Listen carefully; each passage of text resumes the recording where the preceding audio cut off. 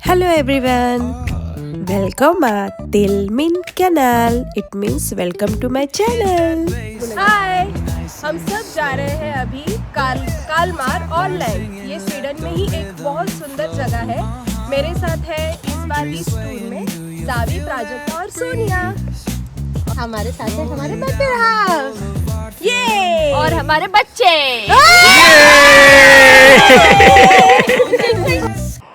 तो मेरा better half यहाँ पे है, नीलेश, और मैं अमृता। ये तो हम सब फ्रेंड्स निकल पड़े हैं हॉलैंड के लिए, जो स्वीडन का सेकेंड लार्जेस्ट आइलैंड है। यहाँ पहुँचने के लिए हमें 6 घंटे लगते हैं। तो इतनी लंबी जर्नी में एनर्जी तो चाहिए ही। आज हमने बहुत मस्त ऐसा ब्रेकफास्ट किया। आज मैं मिसल पाव लेके आई थी, बहुत टेस्टी बना था। और सावी के हाथ का गर्मा गर्म वड़ा पाव खाकर हम लोग निकल पड़े अपने अगले डेस्टिनेशन की तरफ, जो है ट्रोल पार्क।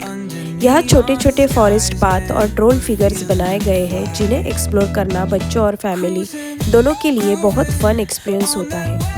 यहाँ आते ही ऐसा फील होता है जैसे कि फेरी टेल फॉरेस्ट में घूम रहे हो। ट्रेल खत्म होते ही हम उलन की तरफ निकल पड़े। रास्ते में हमें बड़े बड़े और बेहद सुंदर विंडमिल्स देखने को मिले, पर रास्ते में तो मिनी ब्रेक तो बनता ही है और फन ब्रेक भी।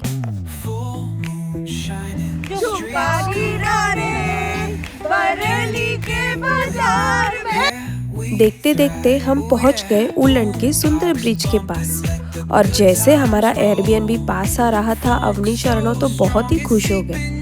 एयरबीएनबी में पहुंच के बाकी सब भी खुश हो गए, और खाना पीना, मस्ती और थोड़ा आराम करके अगले दिन के लिए हमें तैयार होना था। दूसरे दिन हम सब निकल पड़े अपने अगले डेस्टिनेशन की तरफ। गणपति बप्पा मंगल मूर्ति।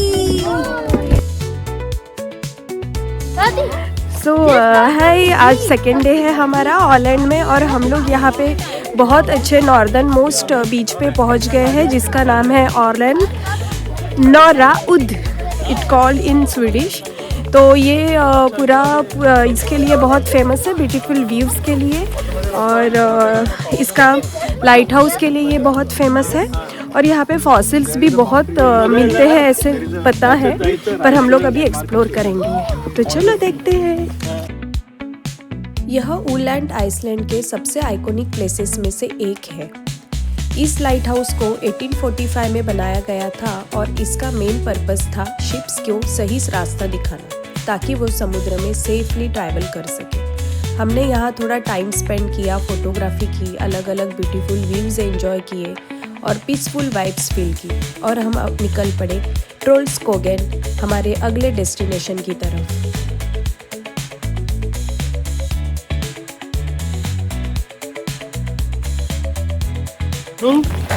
वेलकम टिल ट्रोल्सकोगेन, ऐसे स्वीडिश में बोलते हैं। इसका मीनिंग है वेलकम टू द ट्रोल्सकोगेन पार्क। आज तो वेदर बहुत ही ठंडा है और बहुत सारी बारिश चालू है, तो हमें सबको रेनकोट पहनना पड़ रहा है, और ऐसे इसमें हमें एडजस्ट करके देखने जाना पड़ रहा है।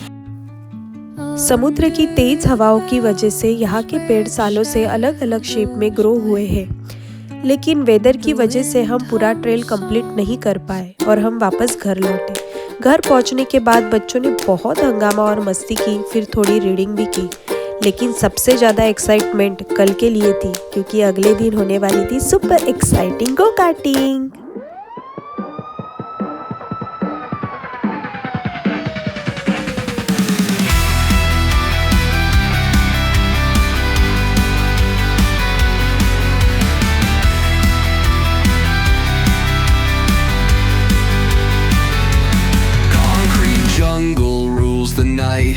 Shadows sharp like switchblade knives. Run or fight, no room to think. Blood on pavement paints the ink. We're the wolves, howl on the prowl. Siren songs won't make us bow. Steel and flames beneath the moon. Chaos rises, coming soon.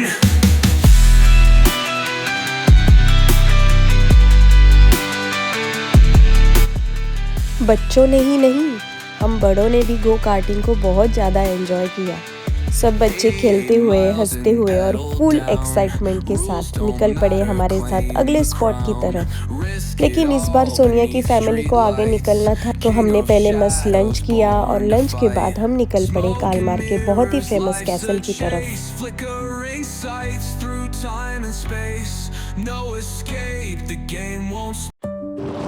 हम लोग Kalmar के यहाँ के castle में आए।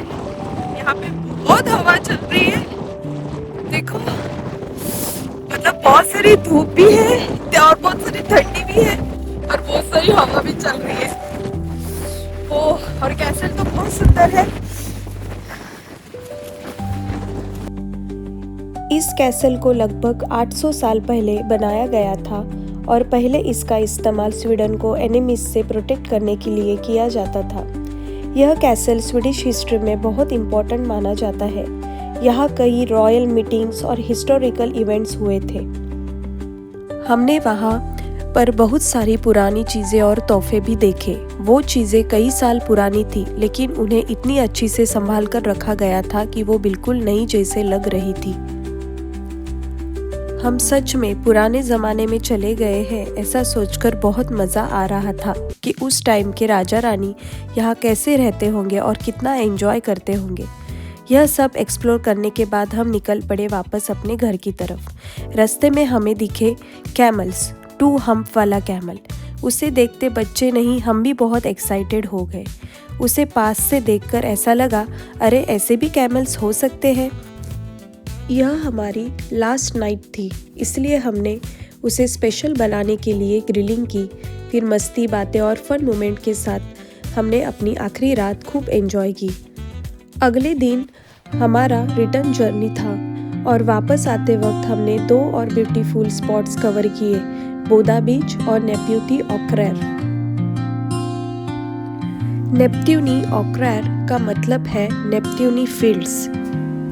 यह जगह का नाम रोमन सी गॉड नेपच्यून के नाम पर रखा गया था, इसलिए इसका नाम पड़ा नेप्ट्यूनी ऑक्रेर। यहाँ की फील्ड स्टोन्स और रॉक से बनी हुई आपको दिखेगी। इसके बाद हम पहुंचे बोदा बीच। उलट का ये बीच अपनी सॉफ्ट सैंड के लिए बहुत फेमस है। बीच के बाहर बच्चों को खेलने के लिए अलग अलग फन स्पॉट्स बनाए गए हैं और फैमिली के लिए बहुत सारी एक्टिविटीज। और जैसे ही हम बीच पर पहुंचे, सामने का व्यू देखकर ओह, पूरा मूड फ्रेश हो गया। यह ट्रिप हम सब के लिए हमेशा बहुत स्पेशल रहेगी।